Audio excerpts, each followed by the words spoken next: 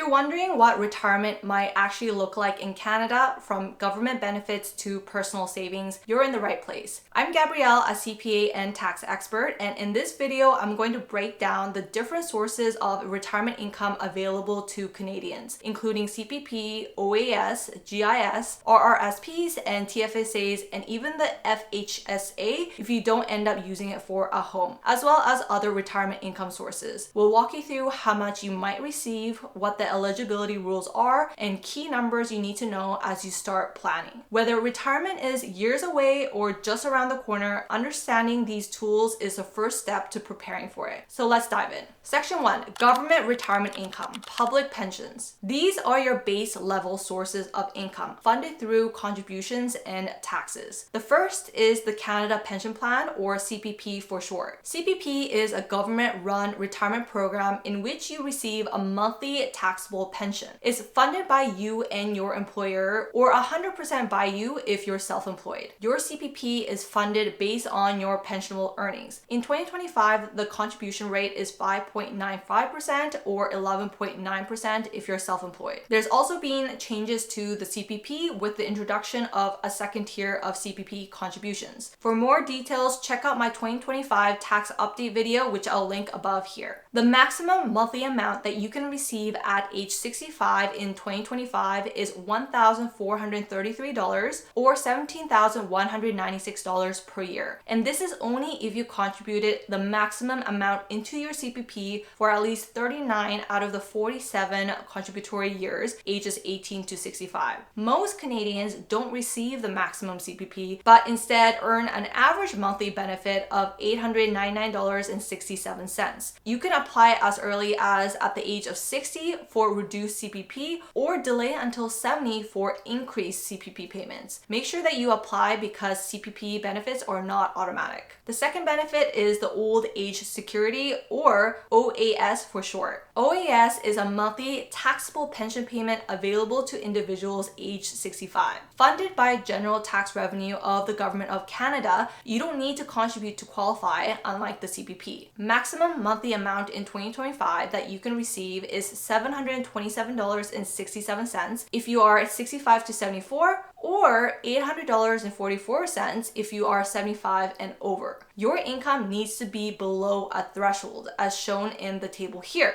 You can choose to delay your OAS for up to 5 years after you're 65 to receive a larger pension, and to be eligible, you must be 65 years or older, be a Canadian citizen or legal resident, have resided in Canada for at least 10 years if living in Canada, or at least 20 years if living outside of Canada. Something to be mindful of and that you want to plan around is the OAS clawback. If your income exceeds $9,997 as of 2024, your OAS is reduced by 15% of the excess. So an example is if your income is, let's say, $96,000, then you get clawed back $754.95. And how you calculate this is you take $96,000 less the threshold of $9,997 times 15%. And as part of your retirement planning, potentially consider delaying OAS in order to increase the monthly benefits. The third benefit is the Guaranteed Income Supplement, or GIS for short. GIS is a monthly non-taxable benefit paid to low-income seniors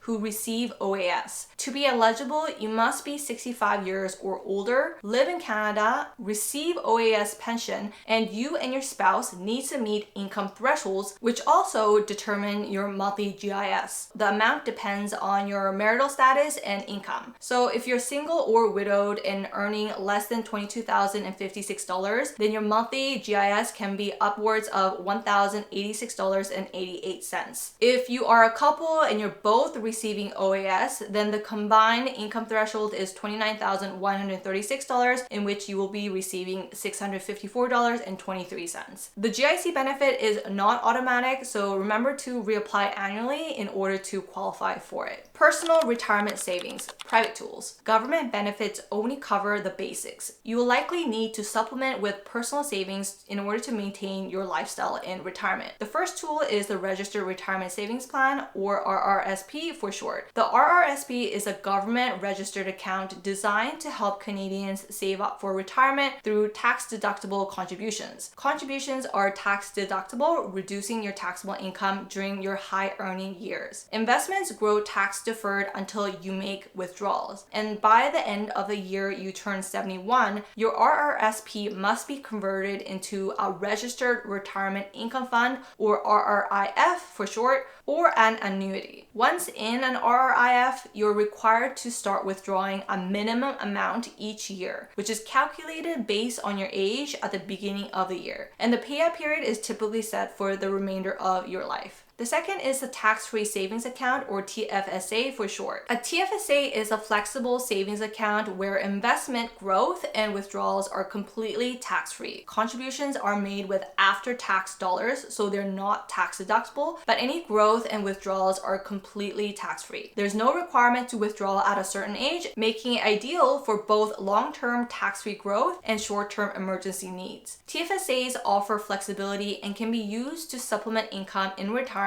without affecting benefit calculations. The third is the First Home Savings Account, or FHSA for short. FHSA is a registered savings plan primarily for first-time homebuyers. It combines the tax deductibility of an RRSP with the tax-free withdrawals of a TFSA when used properly. Your FHSA must be closed by December 31st of the 15th year after it was opened, or by the end of the year you turn 71, whichever comes first. If you don't end up using your FHSA to buy a home, you could transfer the funds tax-free into your RRSP or RRIF, as long as it's a direct transfer. Generally, an amount that is transferred directly from your FHSA to your RRSP or RRIF will not impact your unused RRSP deduction room or your unused FHSA participation room. Other retirement income sources. The first is an employer pension defined benefit, which is a lifetime pension based on salary and years worked. Another type is a defined contribution, which is based on what you and your employer contribute, plus how the market performs on your investments over time. Another source of retirement income are your personal investments in non-registered accounts, such as dividend-paying stocks, as well as rental properties. For these income sources, there's no tax deferral, but it adds flexibility and you could take out the funds when you need the extra money. Another source of retirement income is your corporation or your business income. So if you've been self-employed or you have a corporation, then you could phase into retirement by selling your business or pay yourself dividends from funds that are in the corporation. When it comes to retirement planning tips, the number one thing that you could do is to start saving early to maximize compound growth in your investments. Another tip is to diversify your income, so mix the public pensions with RRSP, TFSA, and other investment income.